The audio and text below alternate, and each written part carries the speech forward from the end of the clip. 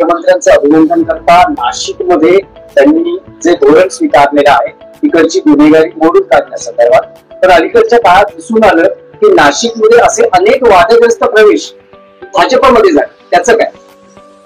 भाजप मधल्या नगरसेवकांना सुद्धा मुख्यमंत्र्यांनी सोडले नाही किंवा ज्याने अलीकडच्या काळात भाजपमध्ये प्रवेश केला अशा गुंडांच्या टोळ्यांचा सुद्धा मी गेल्या काही दिवसात पाहतोय. पोलीस आयुक्त संदीप कर्णिक यांनी पूर्णपणे बिमोड करण्याचं धोरण स्वीकारलेलं आहे आणि माझ्या माहितीप्रमाणे नाशिकच्या पोलीस आयुक्तांना मुख्यमंत्र्यांचे तसे आदेश आहेत. हे यांचे अड्डे उद्ध्वस्त करा. मग तो भारतीय जनता पक्षाचा आहे का, तो शिवसेनेचा आहे का, तो काँग्रेसचा आहे का, तो राष्ट्रवादीचा आहे का, जनतेला छळणारा आणि शहरात दरोडेखोरी करणाऱ्यांना दया माया दाखवू नका. हे जर धोरण असेल तर त्याचं स्वागत केलं पाहिजे आणि नाशिकमध्ये मला तिकडले आयुक्त संदीप कर्णिक यांच्याकडून ती कारवाई होताना दिसते. अशा प्रकारची कारवाई ठाण्यात नाही, पण पुणे अपवाद आहे का? कारण पुण्यामध्ये सध्या देशाच्या नकाशावर पुणे गाजत आहे.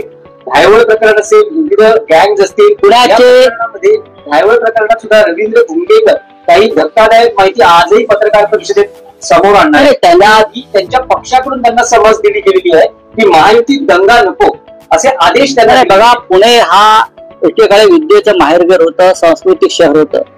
आज पुणे हे अजितदादा पवारांमुळे आणि नंतर भाजप मधल्या काही घटकांमुळे गुंडांचं माहेरघर झालेलं. कोयता गँग ही संकल्पना पुण्यातून बाहेर आली.